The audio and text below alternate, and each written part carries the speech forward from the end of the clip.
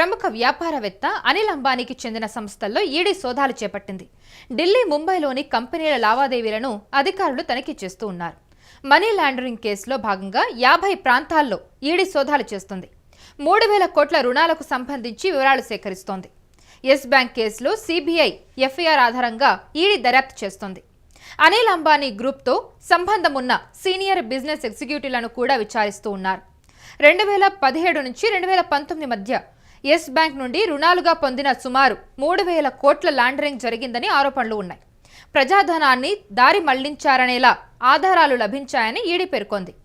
Group కంపెనీలకు రుణాలు ఇవ్వడానికి ముందు బ్యాంకు ప్రమోటర్లతో సంబంధం ఉన్న సంస్థలకు నిధులు బదిలీ అయ్యాయని ఈడీ ఆరోపణలు చేసింది. అయితే ఈ కేసులో అనిల్ అంబానీ గ్రూప్తో సంబంధం ఉన్న సీనియర్ ఎగ్జిక్యూటివ్లను కూడా విచారిస్తూ ఉన్నారు. దాదాపు 50 సంస్థలు, 25 మందిపై కేసులు నమోదైనట్టు తెలుస్తోంది.